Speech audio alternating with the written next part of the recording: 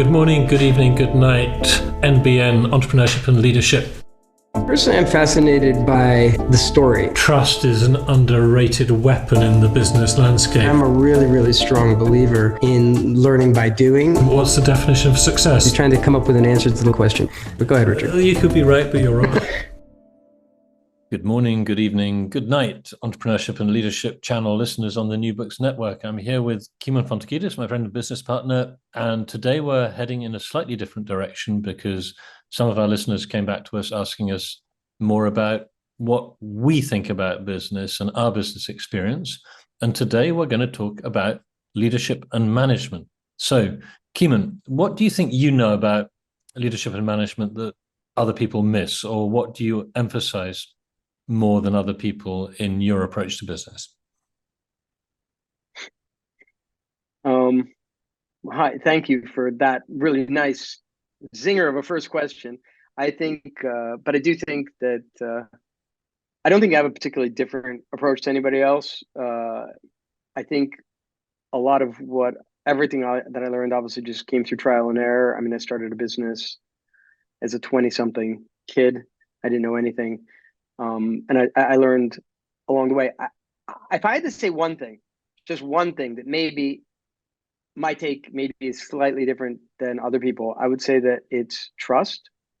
I'd say that for whatever reason, entrepreneurs, they struggle with trusting on many different levels. And the most fundamental way is like they don't trust somebody else to be able to do the job as well as them, and that ends up creating a bottleneck always in the company because only the CEO, only the founder knows exactly how to do it. So that's one type of trust. But then there's also like the trust of that we see now, like a sort of a buzzword or a hot topic is about remote work. A lot of the tech companies now are forcing people back to the office. I've always found that remote work ultimately comes down to trust and the comfort level that companies have with their people. Of course, these tech companies have all kinds of data that say that people are less productive. And so that's why they're doing it. And I'm not, and that can be a conversation for another podcast, is how do we do with data and metrics and stuff like that. But in this case, I think that I think it's an emotional thing. I think that people don't want people to work. I think they're thinking, oh my God, they're just doing other stuff. They're not being as efficient or as effective as they can be. But anyway, these are examples. And I just think that trust is an area that some entrepreneurs, they may struggle with that because, in order to get your thing off the ground, you got to work your ass off, you got to try really hard. And then all of a sudden you're going to let somebody else, you're going to give your baby over to somebody else where they can mess something up. So I mean, it's clear why it's hard, but I do think that's something. Anyway, that's my one high level thing that off the top of my head. And can you give an example of either in your own experience where you were trusting people more than the other people thought you were being crazy, or examples where you saw some bad consequences of someone not trusting their coworkers or the people who reported to them? And if you can't, I can just react immediately, but I'm curious if you can. Well, I suspect you're asking because you have exactly such a situation in mind. So I'll let you ask yourself that question. Okay, well, I think from my point of view, it's one of the biggest learnings of being an entrepreneur was realizing that management and leadership was an issue at all. That I think a lot of people start, certainly I did, doing things myself. It was just me. And the moving from organizing things yourself to doing things with other people, manage it through other people, was a huge step for me. And it's a very different thing to think, I can do this well, I can do this so other people will pay me to, I have to organize the work of someone else and get them to do it.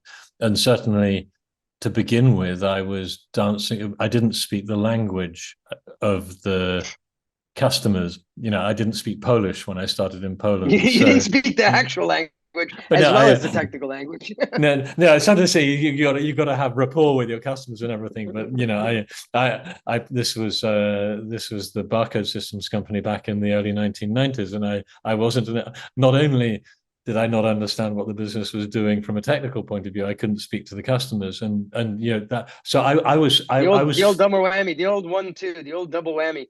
not speaking the language and not knowing the product information in the language. So I, in a way, I was forced into this, and I think it gave me a huge advantage because I realized extremely rapidly within a matter of days that it was impossible to micromanage. I had to you had to trust. I mean, you literally had to trust. I mean, you had no choice but to trust. Exactly. Exactly. And then there's a follow-up stage where you begin to appreciate that other people are going to be doing this better than you. But I was thinking that I was thinking that the problem of lack of trust is the consequences for your team or the people who report to you or the manager who doesn't trust their staff are quite widespread. And one of them is motivation, that people really don't like working for a boss or a manager or a company that doesn't trust them. And I don't know if you. So part of leadership is part of leadership is motivation. I know you've got strong views on motivation. So there's positive motivation, which is like giving people incentives and things they want, and there's negative motivation of not doing things that really piss them off. And so maybe we can lead on from trust into motivation, because I think that it is more motivating to work in a trusting environment. Yeah, I mean, I don't think it's uncommon. Okay, I'm going to just, I don't agree completely, because I don't think it's uncommon. I think the reality is that most environments, the way we're describing them, are actually not trusting. I think it's very common for big companies to have procedures and stuff in place, which are call it for what it is, but they're ultimately control mechanisms, which you can call it trust or not trust. But I think that's like, so I think the standard, like basically the standard is a relatively low level of trust for me. And I'm going to stick here with trust for a while, because I think that there's more to be said. I actually think I've always felt that it was an efficiency thing. It's just way easier. So imagine so I just mentioned, like, these big companies, they set up controls, they set up, whether time tracking or time management or various different things to know what you're doing. They're spending time and energy on capturing the quantity and the quality of the work of their employees. And I think that if you now, take this with a grain of salt, and obviously we're not going to, when you get to like a huge size, I completely understand why these companies do what they do.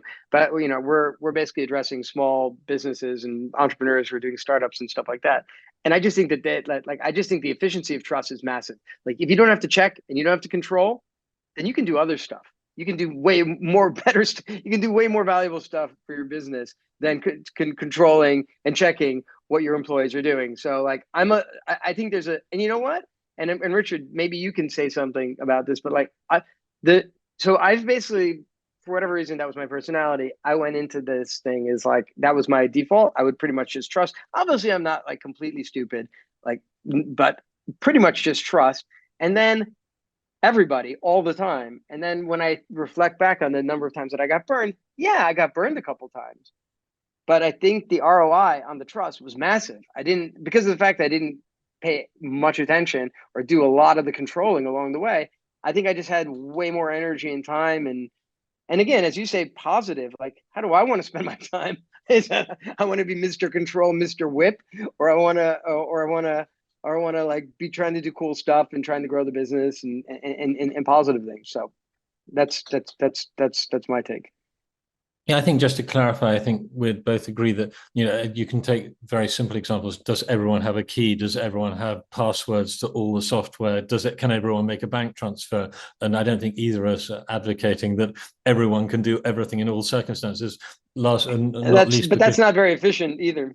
No, exactly. And I think this business of not checking up, if an organization is going to be efficient, then it has to know how long it takes to do different things and what needs to be done to do it well, sort of McDonald's style, that how do you improve your processes if they're not defined? But at the same time, it needs to be checkable rather than checked every day. And you want your manager to spend 2% of their time checking and 98% of their time working, rather than 98% of their time checking and 2% working. Yeah. I suppose I always have a friend of mine likes to say, who's going to check the checkers?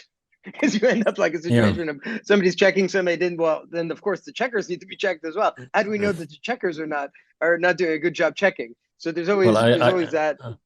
I can give my that gives me a great opportunity to give the impression I'm well read, because the Latin for that is quis custodiet ipsus custodis, who guards the guards, and it's this is a Exactly.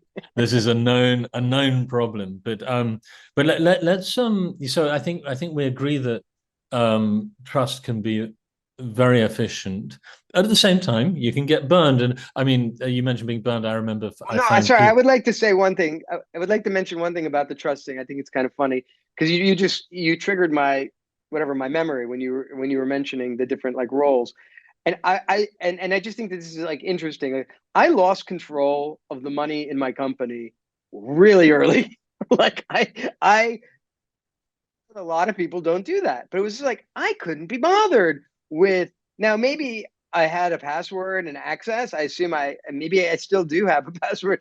I think I don't actually have password and access today to bank accounts that have large sums of money in them. Um but even back then, like relatively early on, I actually, if I wanted money, I have to go to somebody else and say, please send me some money, basically, to get that done. And I just think that I'm just trying to sort of illustrate for the people who are thinking like this, because I think that's like the sacred, that's like the crown jewels. I think a lot of people don't let go of the money for a long time. You know what I mean? That's like the last thing they let go of. They're like doing the money transfers themselves. And maybe I'm wrong. Maybe I don't know. In your case, again, you were probably stuck with the foreign language, foreign, you didn't know how to do anything because it was a different country. So maybe you automatically had to trust people to do that. But did you have that like or what are your thoughts about the giving up the power of the money thing? Would you think that most entrepreneurs are early to do that, or is that something that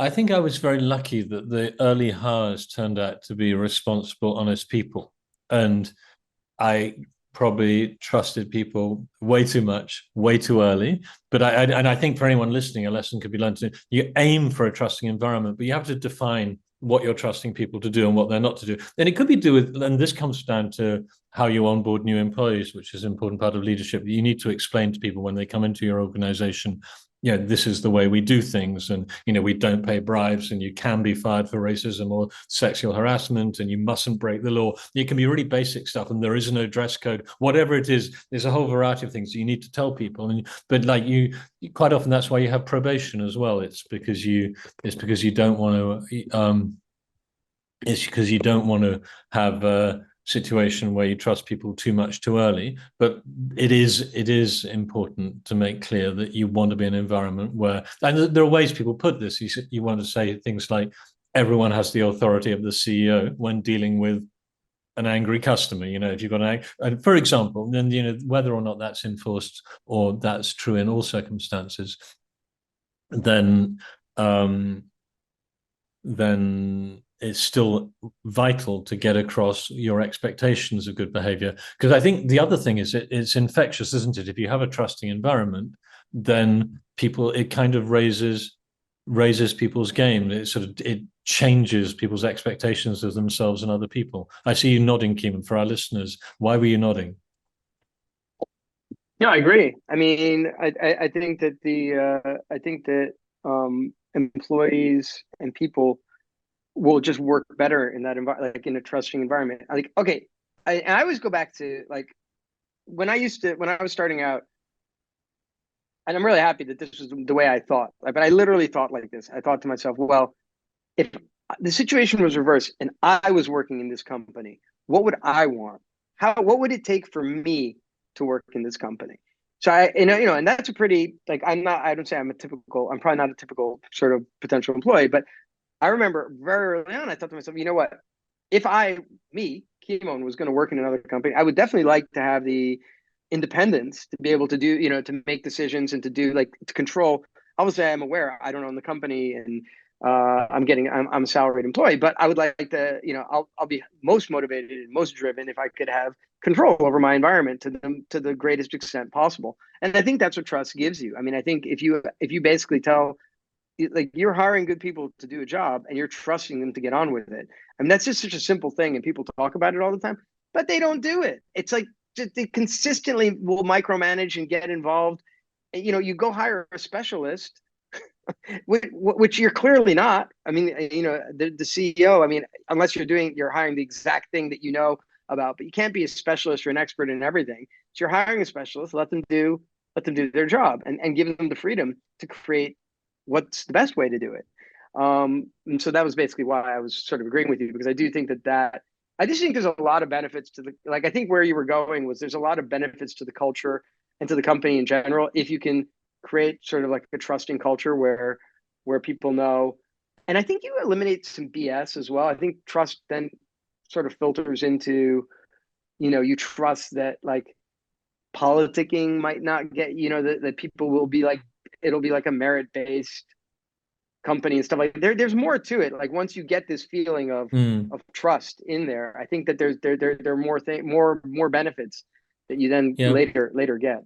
Well, I was having a reflection that in one business I was involved in, I think a mistake we made was to trust people with a lot of autonomy without having clear expectations about what they went to do with it. And an example that where I think that part of being I think the communication for anyone who's thinking about how to implement this in their own organization is you make clear to people trust goes with high expectations. And I had a situation not checking up on people, and I think we had a trade fair stand in Poznan, that's a big city in central western Poland, where I wasn't there. I was the CEO. I wasn't there for all days of the fair, but I was there for a couple of days, and we were having breakfast in the hotel, and I was sort of ready to get off to the stand. You should be there a bit before the fair opens, and usually the first hour or so in a trade fair, it's not very busy.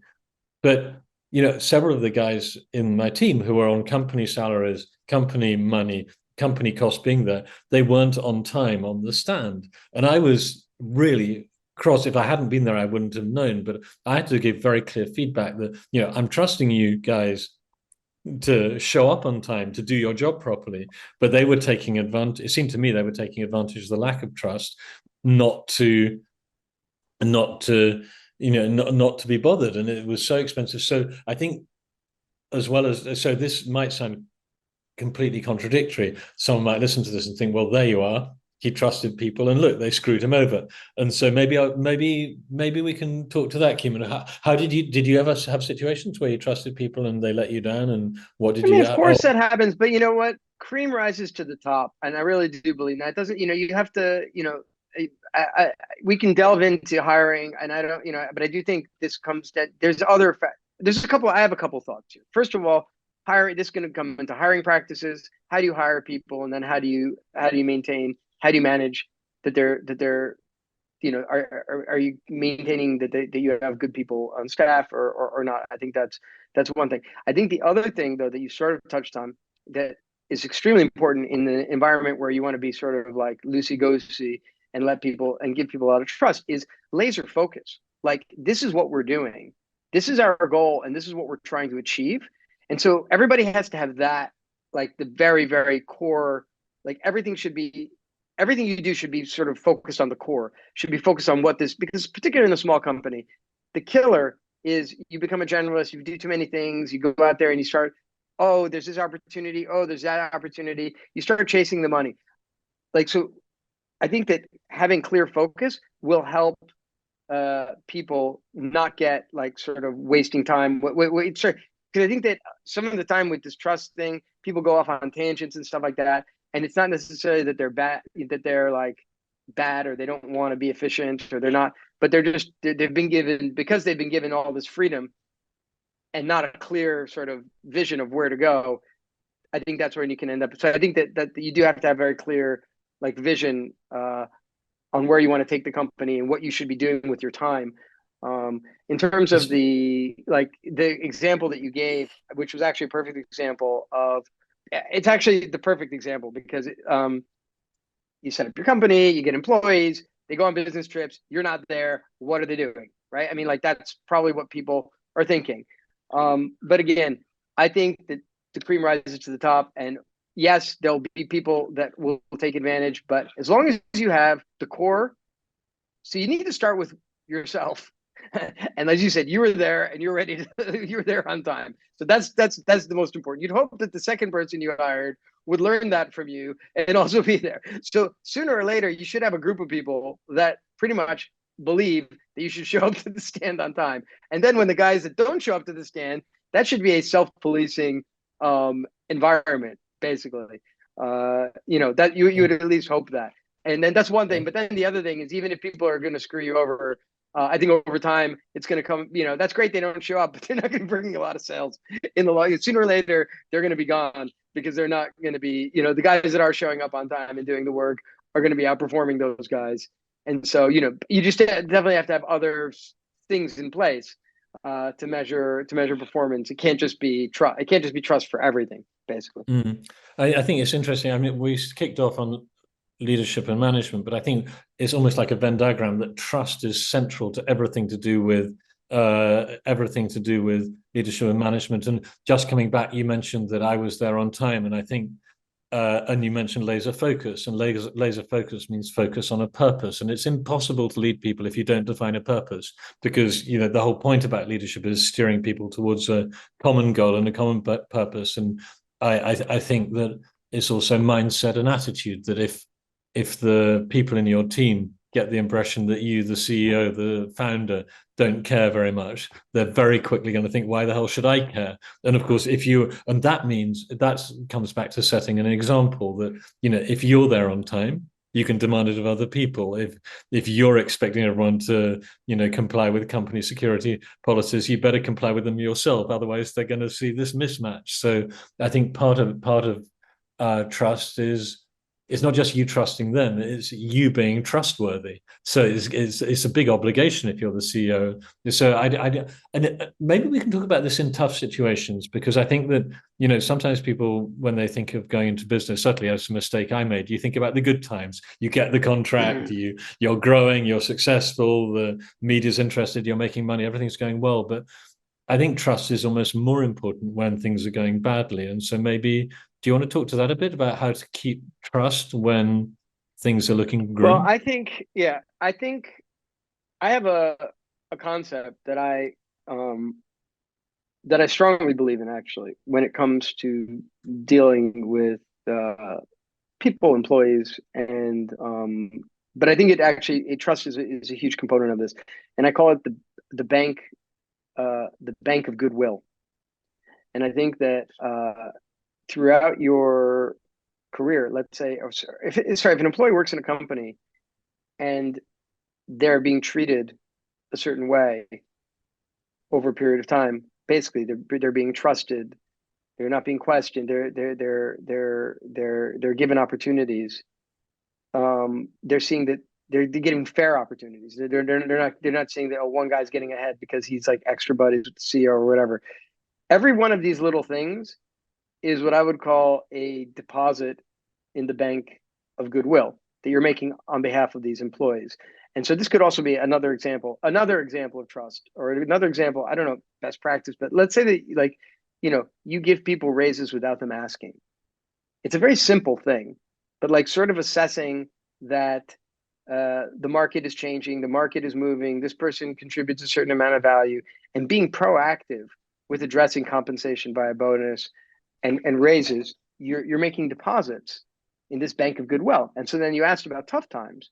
Well, if I've made lots of deposits and I've shown employees that I really care about them and I treat them fairly, I find that when you come to tough times where you maybe have to say, hey guys, can you not get a raise or not get a bonus, or heaven forbid, can we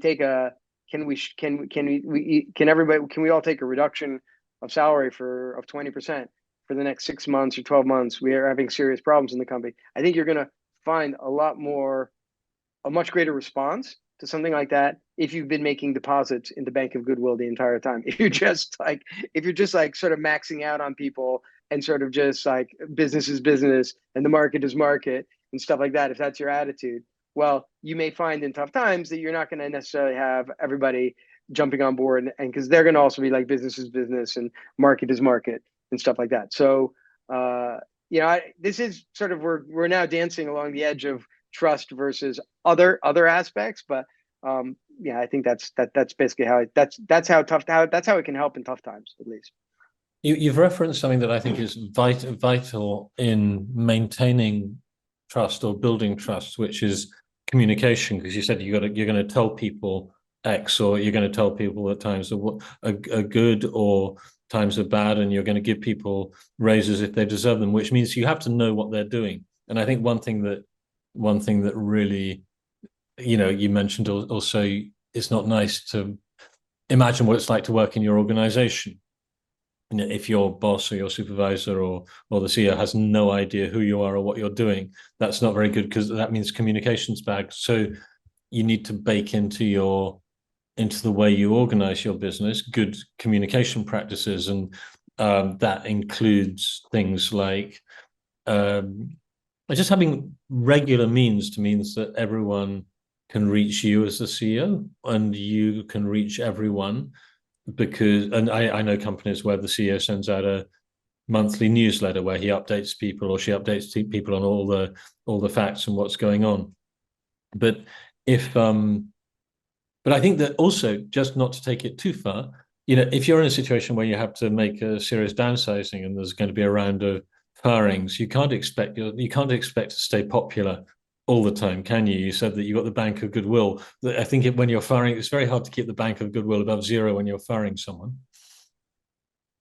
But that's exactly the point. That's exactly what it does. That's exactly what the bank of, I mean, obviously the person getting fired, I mean, I'm not considering that person. I'm considering all the survivors. Those are the people that have to feel that there have been deposits made, and that they feel like, well, actually, this company has treated me right. This company generally treats him well. Yes, this is a difficult situation. There have to be empathy, but you have to show empathy to get empathy. I mean, and I think that's really what it comes down to. I think communication is actually, we should have a conversation like this just about that, because I think that by itself is an awesome topic that actually goes underappreciated. But so, just to briefly say something on that, I do think that's, you don't want to say anything is the most important, but it's like, it's really, really critical. And I just find that you can never do it enough. Like, as much as I valued and prioritized communication massively in my career when I was running businesses, and I would say I never did it enough.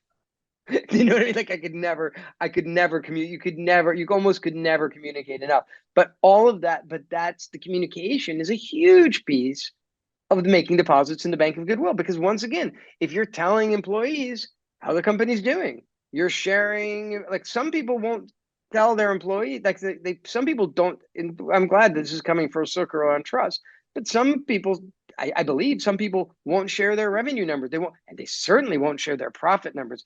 Ooh, evil profit. The owner made all this money and I didn't get any. So let me just not share that number. And maybe they'll just not know that I made a whole bunch of money as the owner of the company. No, that's exactly the whole thing about trust. And you're actually saying, this is what and then let people know this is what the company made in profit. And, sometimes you can share, and this is how much we're distributing out in bonuses to the employees or to key employees, or however you want to do. But sharing this information is going to create a tremendous amount of trust, actually. And just to be very, very specific here, I think it's very important to be intentional and thoughtful about the way people communicate, and make sure that it's not chaotic and inefficient. And for our regular listeners, we had Nick Sonnenberg on a few weeks ago, who talked about all these modern tools like Slack and WhatsApp, and how and you can get lost in a blizzard of communication. I come across people who say, oh, it's going to be super efficient, we're going to have a WhatsApp group so everyone can say anything. And that's absolutely not. It may be good to have a sort of digital water cooler for gossip, but you also need to make sure that the way you communicate is appropriate for what you want to get across. And if it's an important HR appraisal type thing, it should be a one-on-one in private. There are things you really don't want to discuss on an open plan office, and there are other things which can be a town hall where you're out in front of the company and making an all company announcement, and you always say now's the time for questions, and very seldom will people ask the questions they really want to ask in front of all their colleagues. So I think that there's quite a lot. I'd say that in terms of building trust, you need to be out there ready to face questions from everyone, but also you need to be available for the one-on-ones. So format and context is quite important for communication, isn't it? Yeah. I mean, Yeah, I agree. I mean, just being there, but I also just think sharing, like oversharing, like I mean, I've had lots of discussion. Like, there's a lot of people that don't agree with me here, so I'm not even going to say that what I think is the right thing. But I definitely are on the side of oversharing and giving too much information to people, because I think that that just generate like again, I'm for me it's about efficiency. This is all about efficiency. I find that I just I like gossip, and it's like the worst thing you can, like when you have people sort of like gossiping. But if you come out and you say all the difficult things, as many of the difficult things as you feel like you can, like publicly, you just eliminate the ability for people to make up their own versions of you're taking control of the narrative in a lot of respects. And I think that when you're in any way secretive, um, you're actually not preventing. You're actually creating the opportunity for other people to write their narrative of what's actually going on, because you haven't taken the opportunity to tell them what's going on. So you've left space for somebody else to create that. Yes, So so I mean, I just see certainly. just it's lots of value in just in. But again, as I said, I've had from wiser people than me say, no, no, no, you can't, you shouldn't share that. You should, Yeah. that's too much. So Yeah, I think a default to transparency is a good principle. I mean, there are situations where things should be confidential, but like I know quite a lot of organizations, they say they ban BCC, you know, that thing in email where you copy people, but the other person doesn't know it's being copied. Because yeah, that is, it seems like a very gossipy type thing to do. I'm saying this to Kimon, but hey, I'm not telling I'm not telling him that someone else knows what I'm saying. And that's a kind of a bad habit. And, so I'm just thinking other aspects of the trust approach to leadership we haven't touched on. I mean, The, what's the risk? I mean, I think you have to ask yourself, what's the, like, what am I giving up? What am I exchanging? Like this is an exchange, like you like, and really this is really an emotional thing for the entrepreneur. That's what I find interesting about it. It's not, I don't think it's a, it's how how you feel as an entrepreneur, how comfortable you feel. And I think that's what happens is that, because I don't think anybody has, well, I don't want to say anybody, but I think the overwhelming majority of people have very positive intentions and they want to do the best, and they're positive for the people. But there's an overriding thing of like, I want to do a good job, or I need to make sure it's the absolute best, or maybe it's a quality. I often perceive it as a quality issue, that, you know, for the client, it has to be the absolute best. And so what if I let go of of some aspect of the process, and for some reason the client, these are all sort of admirable, respectable things, right? To deliver the best quality thing that you possibly can to the client is admirable. It's something every business should strive to do. But if you, as an owner, CEO, founder, whatever, can't you're not able to let go of some of this, you're just never going to scale. I mean, literally never. And you're going to have people that don't feel appreciated, and because you're not letting them. They know, everybody knows that you're checking and you're doing the last thing. If once you start trusting them, you know, and heaven forbid, they might actually do it better than you.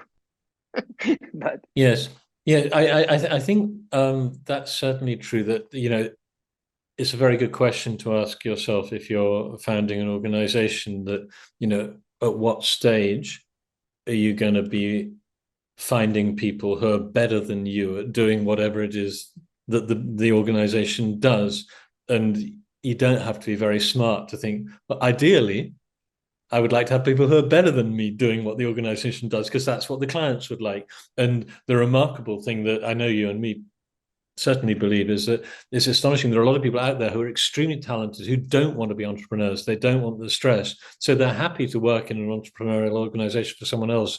And they can be extremely good at what they do and be quite happy doing what they do, getting a good salary, not carrying the huge organizational burden, if it is an organizational burden of running the organization. But I wanted to come back to another thing about, you know, what you're trusting people to do and what you're trusting them for, that I think it's extremely important to get across what the organization's about. And I remember, I don't know if it's still true, but I remember back in the day, an organization we were talking about, we were worrying about whether it was lean and mean, the idea that we do things at low cost, we do things efficiently, we don't waste money. There's the way we do things.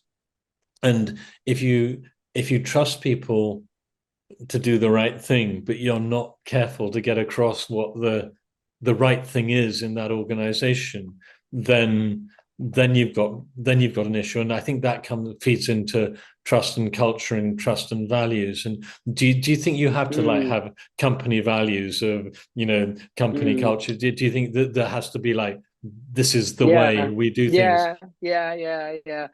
So that's I actually hadn't thought about it like that before.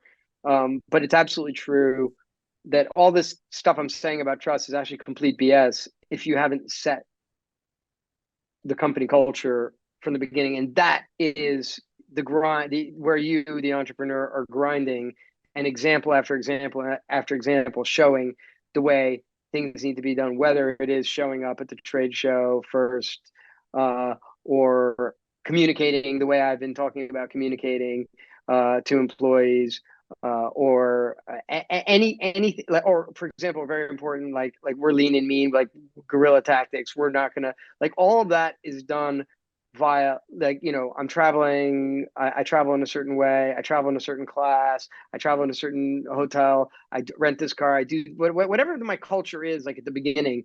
Like, you need to live it yourself, and show it as an example.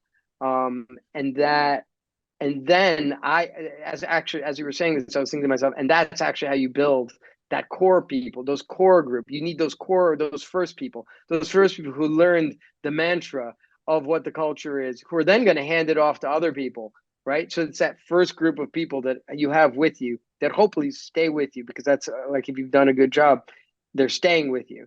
Those people are going to be the people that carry the torch of this culture, and then hopefully they're feeding it and creating it, and it gets passed on further and further.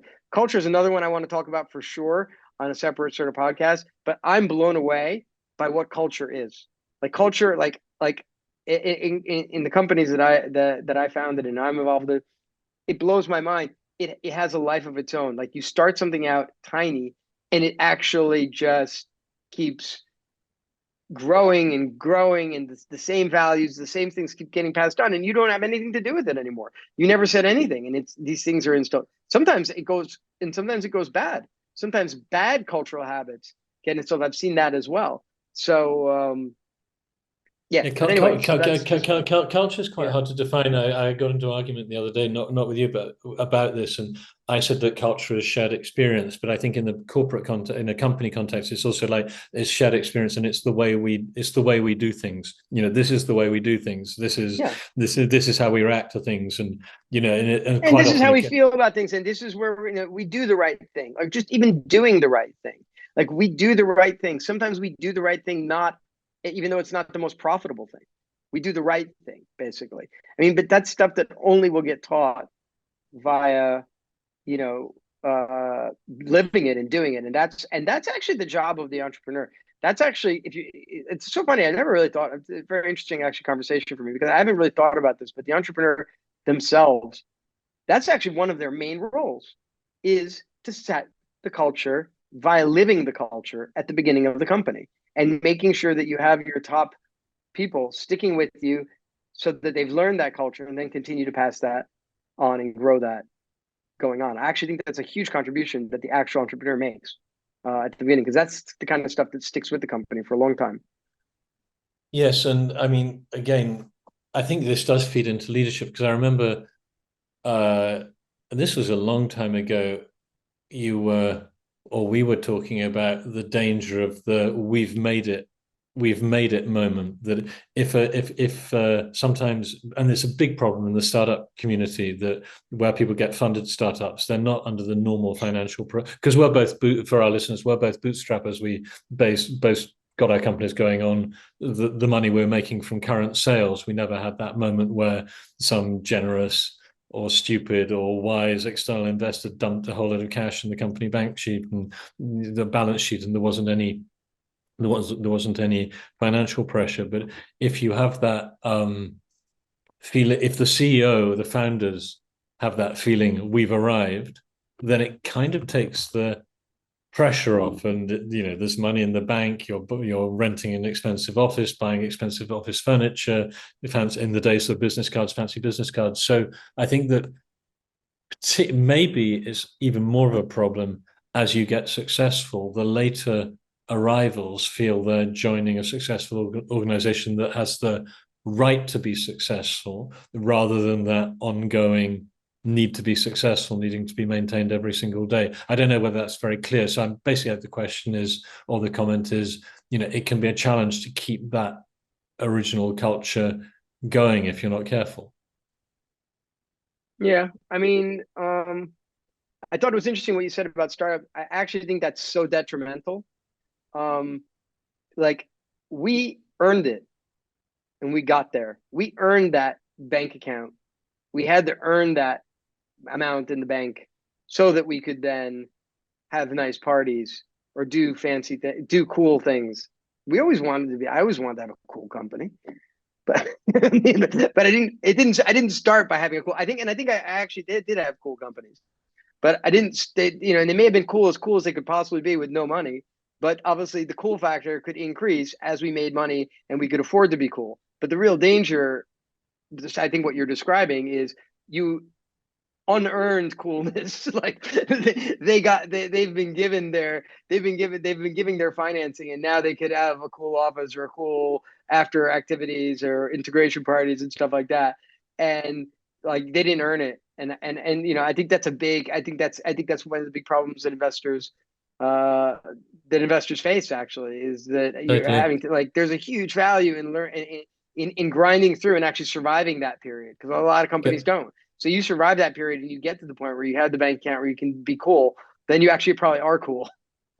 I mean, yes, I heard this expressed very nicely, and although neither of us are particularly into cars, an American said a lot of entrepreneurs drive expensive German cars, but buying an expensive German car doesn't turn you into an entrepreneur. And I think there's a lot of the startup community, particularly, there's this sort of image of, sort of, if they behave like Google and they put bean bags in their meeting rooms and buy Nintendos and table football, that turns them into a successful, cool company. So they're going through the form of it without having earned it. And I exactly.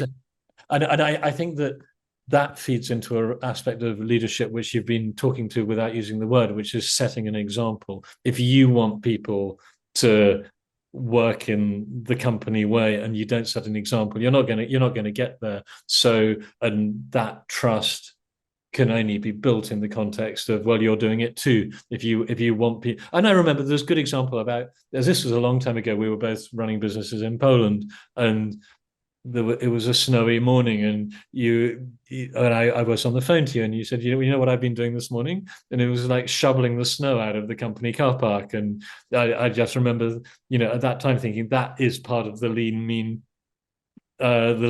culture, because we didn't have the budget back then to have a car park cleaner, probably, and it needed to be Yeah, I done. mean, yeah, but it's also like, and this comes into, as I said, we can maybe on another episode talk about leadership and ego. Ego is another one of my favorite topics.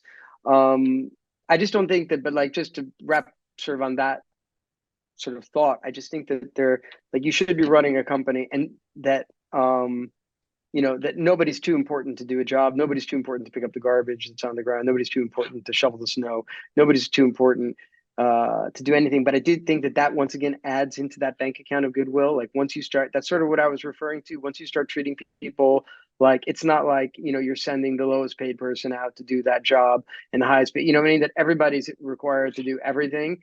Particularly, obviously things change as you get bigger. You have to hire prima donnas and enjoy them. That's a whole nother management topic in itself. There can be value in having super talented people to do very specific things, and they may not be team players and stuff like that. In another interesting topic for later, but generally, when we're talking about founding the company and getting it going, I think just treating everybody equally and sort of saying everybody's there, everybody's got to pitch in. is, at least from my perspective, the kind of culture that, I would like to have in my company. So, and I think I think that all, totally, and I think that you're unlikely to get to the stage of big company problems if you don't build the culture right in the early stages. But because from a lot of people don't realize this, but from a rational point of view, a smart person isn't automatically attracted to a small company, because a small company is much more risky. There's their friends aren't going to be impressed. There's less there's less obvious chances for promotion, etc., etc. So just to wrap it up, I would say to our listeners that if you would like us to focus on a particular topic after you've given us a nice review on iTunes or Apple Podcasts or Spotify, and after you've recommended this episode to a friend or two, do write to us via the MBN asking us to move on to other topics, and any other feedback is much welcomed. So lastly, Kimon, if you had to summarize what you think about trust and leadership in a couple of sentences, I know what I'm going to say, but I'd like to give you the opportunity to go first. Yeah, I mean, look, just take the plunge. Honestly, it's short. I mean, just take the plunge. It's like, it's not, this isn't rocket science. It's about, I think this is difficult for me because it just comes naturally. I'm just trying to think of that for everybody. Like, I think, and actually for you, Richard, I think it actually also comes naturally as well. Maybe we're lazy.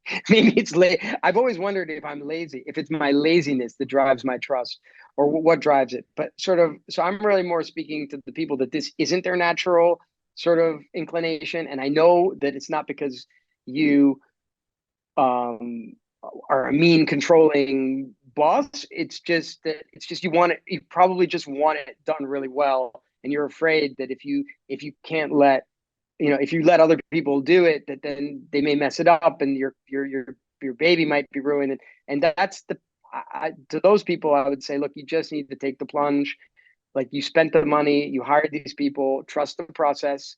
And in the worst case scenario, even if you get screwed over, you'll survive, and you'll learn from it, and you'll improve your process. But I would be trying to improve my process of hiring and managing people rather than just stop trusting people. So that would be my take. Yeah, well, thank you. I had a slightly different reflection, which is that if you're considering starting an organization, I hope it's obvious from this conversation, we both believe you need to aim to build a trusting culture, which means not just trusting the people who report to you and setting an example, but trusting yourself. And that's not the same as being perfect. And it's not about being perfect. It's about being honest with people. And so, for example, if you want to have a trusting culture with your management team, your top team, you might want to share with them some problem you're grappling with, because you just don't know how to handle something really important. And that builds trust, because the more you can get across the fact that you may have a vision, you may have a goal, you may have established something that's broadly working, that doesn't make you perfect, the more people will identify with you and trust you as someone who's being authentic and open. And if you don't trust yourself, and you don't trust other people, and you don't trust your customers or your vendors or your family, then possibly entrepreneurship may be quite a challenging life for you. But on the other hand, I think some of our greatest, most celebrated entrepreneurs in the world who are featured on the front pages of magazines might meet my negative description. So we're just giving our personal perspective on this. So with that, I do think that just what you said was really good. Actually, I think what you said was about not being, because I do think that's a big issue, not being perfect yourself. And actually, what you said was show your vulnerability. If you reveal your vulnerability, you will gain trust with your immediate reports and the people that you work with. And that is very powerful. And actually, I think it's massively counterintuitive, and a lot of people don't do that. So I really like what you said. I think it's actually not being scared to show your vulnerability, because you aren't you aren't the Wizard of Oz, the all-encompassing, the all-powerful, the all-knowing, the all-everything. You're not that. And letting them know that you're human is going to work in your favor for sure. Indeed, indeed it will. And on that note, thank you, Kimon, and thank you to our listeners.